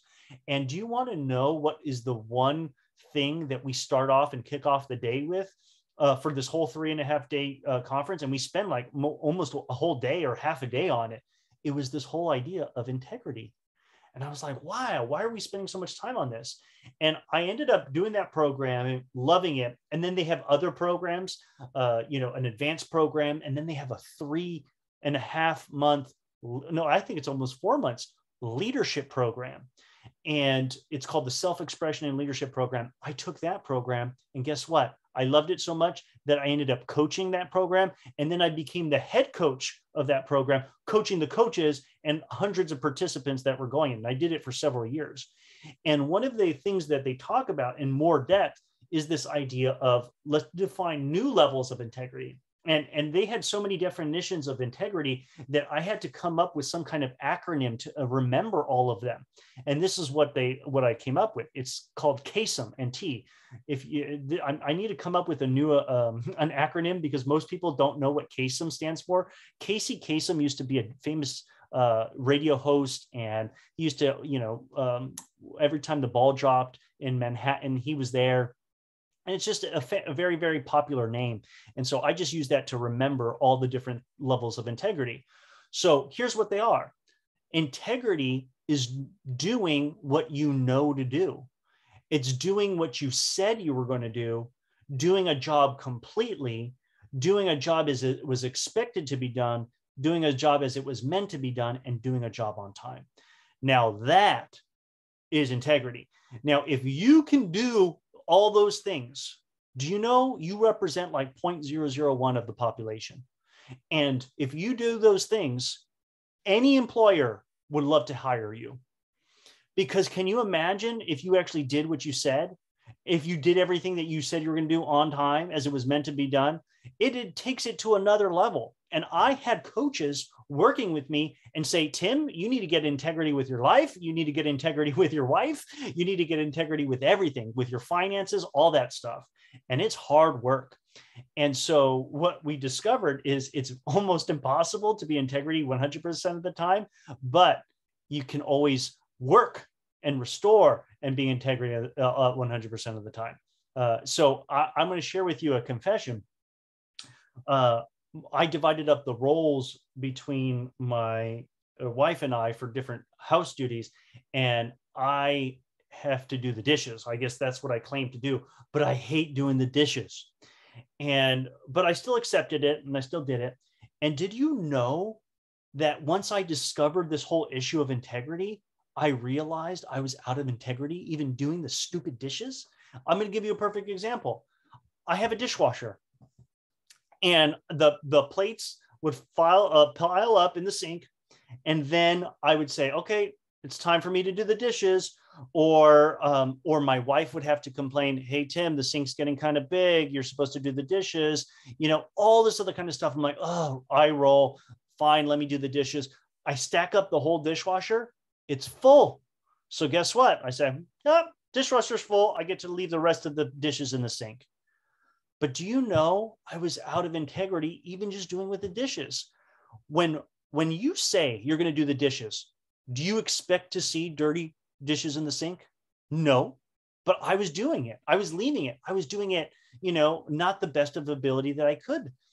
So that was a problem. And so now once I've discovered that this is a whole level of integrity, I do the dishes and the dishwasher's full. And I'm like, oh, there's still more pots and pans. All right, I got to wash these by hand. And I wash them by hand. And then I realized my wife was complaining too many times that the dishes were piling up. I'm like, no, there's a certain frequency that I need to be expected to do these dishes. And so, you know what I said to myself? I need to do my dishes not once a week, because then, you know, we won't have any silverware. I have to do it 3 times a week. So I have to do it like Tuesdays, Thursdays, and Saturdays. And so now I put that as part of my schedule. Like, I need to do these dishes. It's actually on my calendar as we speak. And this is what I needed to do in order to be in integrity. So again, I know that's a very silly example, but it illustrates my point that imagine you're doing that in your job. Imagine you doing in any kind of situation. I'll give you a perfect example. What if you showed up late to work? There was a big meeting and it was at 9 o'clock and you get there at 9:10. What do most people do? Oh, I'm so sorry. Traffic was crazy. There was an accident and everything like that. Do you think people want to hear your excuses on why you couldn't be there at that meeting? Well, guess what? You live in the same area as some of these other coworkers. They experienced that accident too, but yet they were here on time. So people always want to apologize, have excuses, but when you're operating at higher levels of success, excuses are not tolerated. But people are imperfect, right? You can make mistakes. So I want to give you the formula to actually restore your integrity. The first thing, when you, this is what I think you should say to your boss. You don't interrupt the meeting. You show up, you start at, you show up at 9:10. Afterwards, you go up to your manager and you said, hey, manager, first of all, I'd like to apologize. You expected us to be here at 9 o'clock and I got here at 9:10.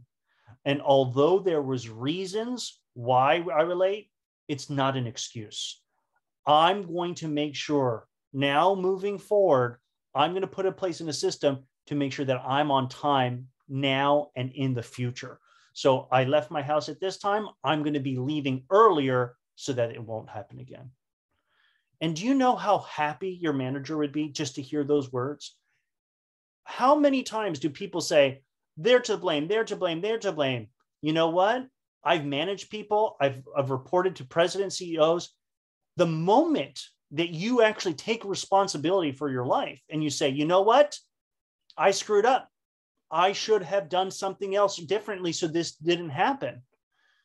That actually gains so much respect in the eyes of your managers, employers, and things like that. So why am I bringing this whole topic up of integrity, leadership, and things like that? Because most of the time when people are out of integrity, it's because they basically made a commitment that they couldn't keep. They made a promise. They didn't do it. They didn't have a system in place. And I can tell you right now, the majority of your integrity can be resolved dealing with these time issues. Number one, you said that you were going to do something. Did you put it on your calendar? Otherwise, you could forget it, right? Number two, you were supposed to show up at this time. You were late. Did you actually create a buffer? Maybe I need to leave earlier, whatever that might be. Number three, did you set reminders for yourself? All these different things have to relate to terms of your time and integrity with what the promises that you make. But it always goes back to, calendar, reviewing your action steps in the morning so you can complete it, creating buffers, creating deadlines. This is how to operate in the high level of success. How would it be if I showed up to this meeting and I'm like, oh, the meeting's at 3:30, but I'm sorry, 3:35, something happened. My dogs, needed something. You would kind of lose respect for me a little bit. Some of you might say, oh, that's fine, but I have to hold myself to higher standards. And the higher you go up, whether it's a company or whatever, the more integrity you need to actually have. How would you feel if you're going to your job and your CEO says, hey, I'm so sorry. The paychecks that were due on Thursday, they're going to have to come on Monday. Yeah, I was really busy. We had to focus on the sales and I just lost track of time and I didn't sign the signatures for the checks to payroll. So they're going to come on Monday. You'd be like, what? What the hell? Like, so you want to, get what I'm saying is the higher you go up, the more responsibility that you have, you're going to have to up your game. So it's all related to time. So that's it to conclude. To recap, what are the biggest challenges that people have? It's time. How can you be better with it? You have to categorize your priorities: high, medium, low. Immediate business need, significant enhancement, nice to have.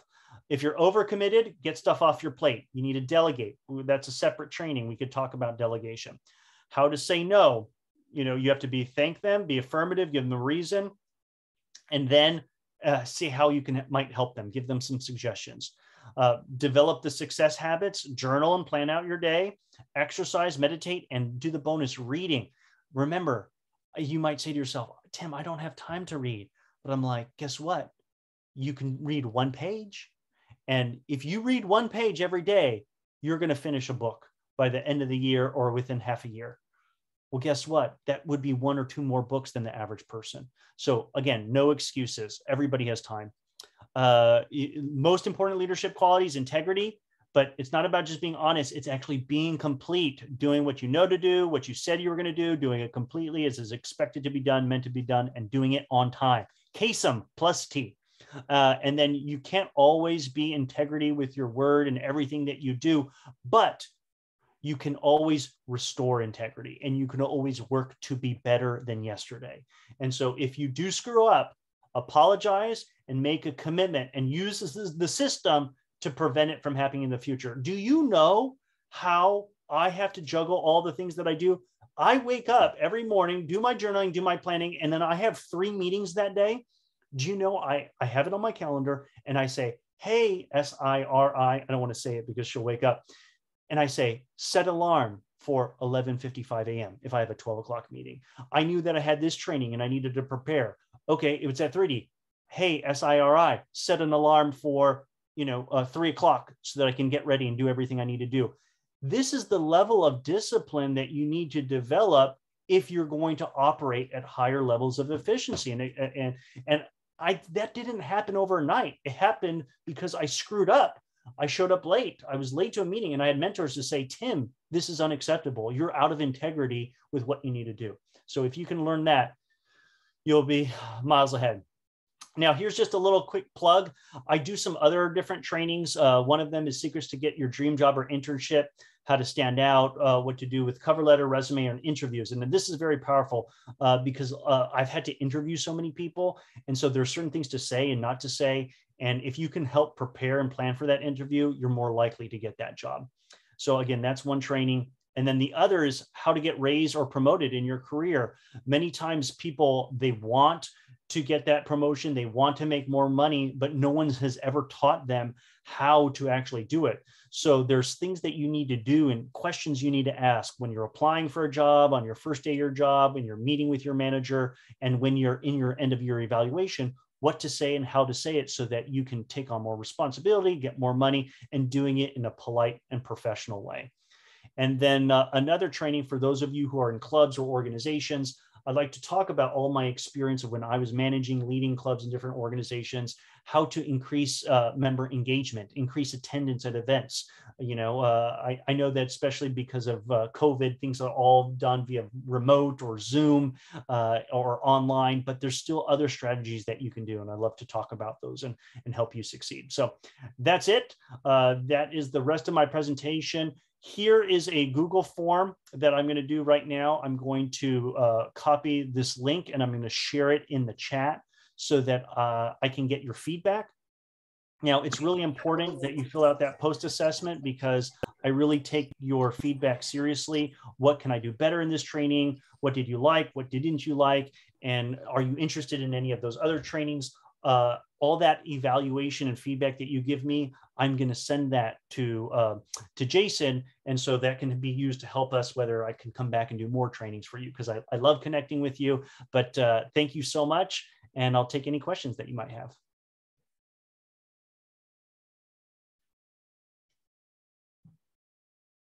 Bernice. Yes. My question is talking about the success habits like exercising in the morning and excuse me, sorry. It's okay. Yes, exercising in the morning. Yes. For someone like me who works at night and then close in the morning, when I close, I don't come home straight to school. How do I go about such activities? Okay, perfect. Great question. And I heard your lovely or a lovely child in the background. So I've gotten this a lot from especially moms who have a lot of responsibility, take care of kids. They're like, I want to exercise, but how do I do it? Now, studying and researching some of the best experts on high performance, here is what the problem is for most people and why they don't achieve it. Right now, you're putting exercise, and I'm saying you, or it could be all of us. We sometimes make a bigger deal and make something that is really small into such an overwhelming problem that it scares us off and then we don't do it. Let me give you an example. If I asked you, hey, can you go walk up that hill? You're like, yeah, I can walk up the hill. Hey, can you go walk up Mount Everest? Like, oh my goodness, Mount Everest, that's way too much. And it becomes overwhelming. So the secret to actually do, whether it's exercise or anything, is break down it to doing the most minimal amount of activity that you can say, haha, I had success. Let me give you an example. You have your routine, you're doing your morning. I'm going to do 5 squats, meaning I'm just going to stand and I'm going to bend my knees and go up and down 5 times in 10 seconds. And then I'm going to go on for the rest of my day. Now, what's going to happen is that's more squats than you ever did before, or more exercises you've ever done in the past. And so what's going to start happening is the moment that you do something so small and then it's a big victory, guess what? You'll have now more enthusiasm, more motivation to do a little bit more. It's the same thing when we were talking about the reading. How am I supposed to have any time to read? Well, can you read 1 page? Well, what ends up happening is you start reading that 1 page and you're like, I have time to just read another page, right? And so you end up reading a second page. And so, hey, that's all the time you have, but that's a victory. So do you see what I'm saying? I think the question was Bernice. What do you think about what I'm sharing with you? Yeah, it's true. Take the stairs. Right? You see an escalator and the stairs, take the stairs instead of the escalator, right? Yeah. There's so many things. You have a child. I don't have time to exercise. Lift the baby up and down. You know what you know what I'm saying? There are things that you can do, but don't make it an excuse that you can't do it. You do what you can and you be proud of what you can do. Thank you. You're welcome. Any other questions? Isabel, go ahead. Hello, Mr. Tim. Thank you so much for this wonderful workshop. I really appreciate. No problem. I enjoy all of this wonderful and nice to see you again here. Good to see you. All right. Thank you so much. I appreciate the comments. I got it. You just wanted to share how much you appreciate me. You didn't have any questions? All right. Thank you so much, Isabel. Anybody else? Christina. So the times where you notice that, I don't know, your integrity was broken or you didn't come through and all that. Yeah. How did you learn to be kind to yourself? Because I know at first that must have been really hard. Like understanding that you did not come through, that you screwed up and your integrity was broken. Well, you just gave me goosebumps and you didn't even know it, because I'm going to actually get really real for all of you. And I don't mind sharing this because, you know, this is life. This is reality. The most difficult thing I ever had to do with my life was actually to be in integrity with my wife. So I don't have to give you the whole story or all the different details, but had a rough childhood, abandoned mom. I was always looking for love, attention, and affection. I found my beautiful wife. At the moment that she wasn't giving me love and attention, guess what I started doing? I started getting it and seeking out from other people. And I never felt my relationship was really up to par with what it was in order to be where I wanted to be. I wanted a loving relationship with my wife. And I took that leadership conference. And one of the things that they discovered is, well, what do you want, Tim? I'm like, I want a loving relationship with my wife. What do you have to do in order to get that? Well, I'm going to actually have to create a loving relationship. What does that mean? And how are you integrity? How are you out of integrity? And I was like, wow, I'm lying to my wife. I'm being deceitful. And I got so scared that I'm like, you know what? To be integrity is to actually tell her the truth. And that was, oh my goodness. She told me, Tim, if you ever cheated on me, I would leave you. And so I remember, I'm like, is this what I have to do? Is this integrity? Facing your fears? Imagine all the different crimes, all the different things that you did that the whole entire world knows, but you can own up to it. What would happen to you? And it was the most scary thing that I ever did. I almost threw up in my mouth trying to actually communicate it to her.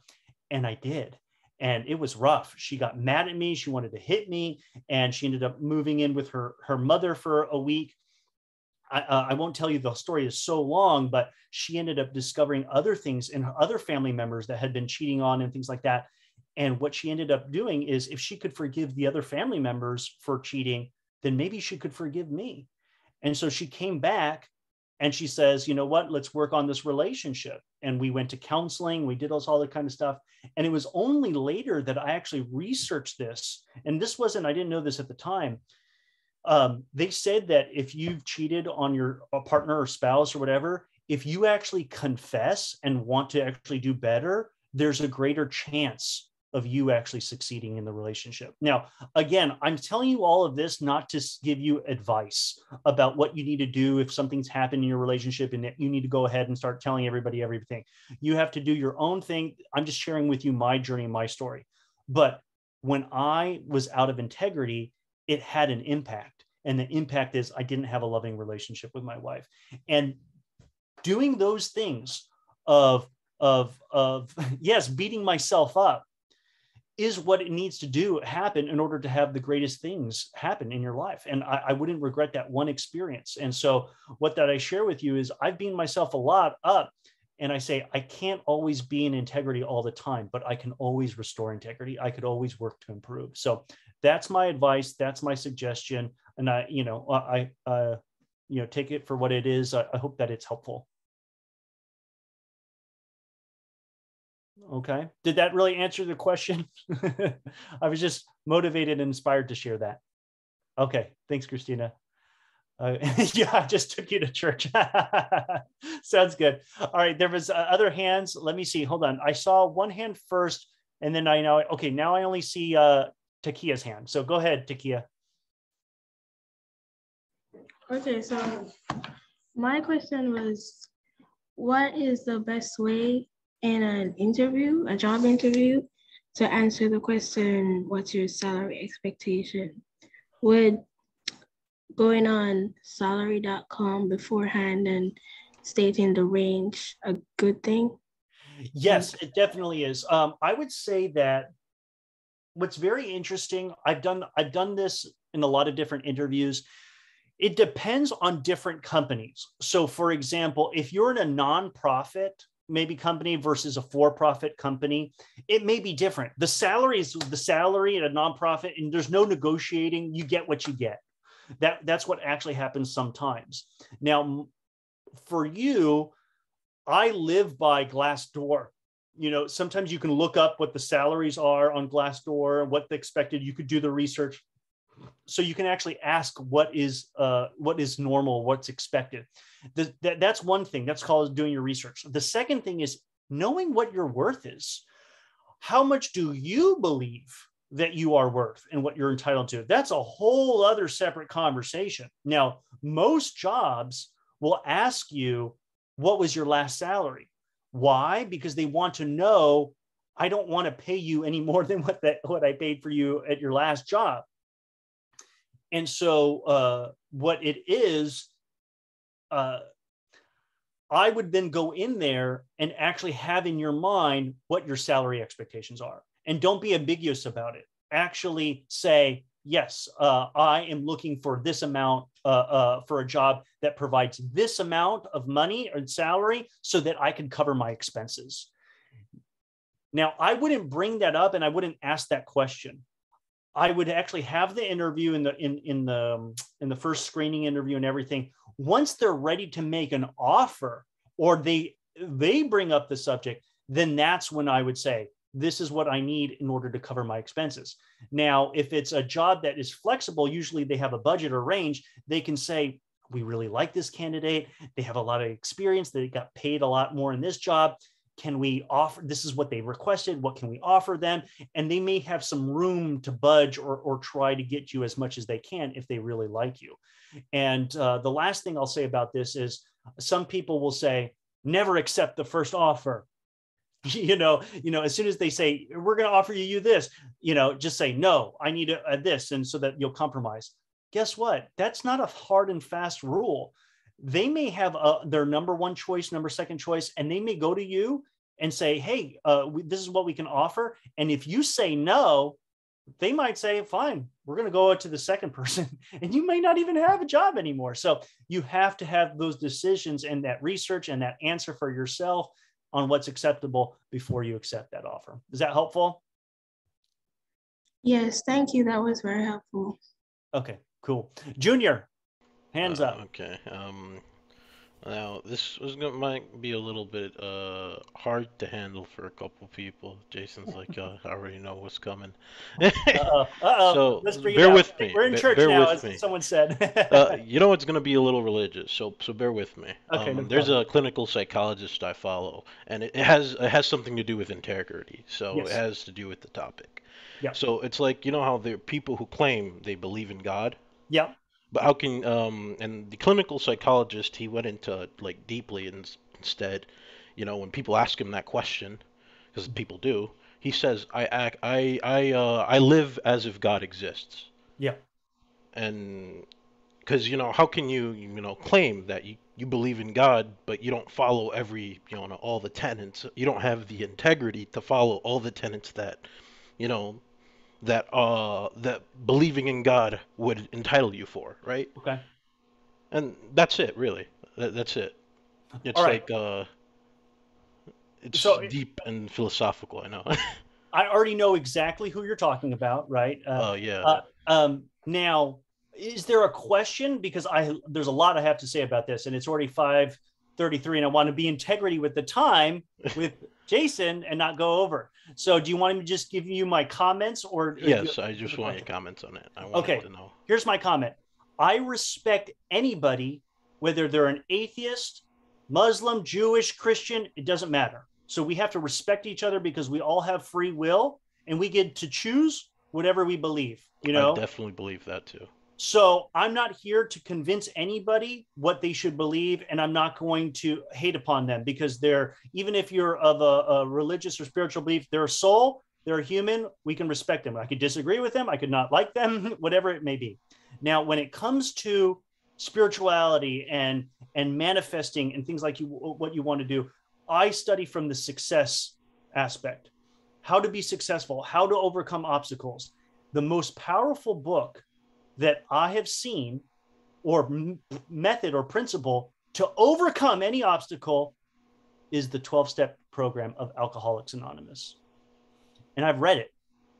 And you read the 12 steps, and it's I can't remember the exact number, and it says, in order to come over your addiction, you need to believe in a higher power. Yes. And guess what? You can define it whatever it is. And that was so amazing. Like, it was so powerful that it's in there. And I read the other comments from the authors. They said, we did not want to include this in the 12-step program. The reason why is because we knew that we might detract people, et cetera, et cetera. But when we tried to do this without that step, people kept falling down. So to me, that was all the evidence that I needed to say, you know what? I'm starting to see that if you are to overcome obstacles, if you are to be successful, there is something you know, to believe in something greater than yourself. Now, what I always say is, hey, listen, you don't have to believe in some dude up there saying yes or no. I say, you know, believe in yourself, believe in that higher power within you. If you don't believe in God, call it your gut instincts, right? How many times you're walking down the street and your gut is telling you, cross that street, get away from that. And then you find out later that that was an attacker or something like that. And the moment that you didn't, and you had all this fear and stuff like that, how am I going to look? What are people going to say? I've had people who have been attacked and they didn't follow their gut. So I believe live by your higher principle, live by your higher self, live by your gut, live by the I am presence within you, whether you call it your Holy Spirit, your, you know, your higher power, your higher self, whatever it is, your I am.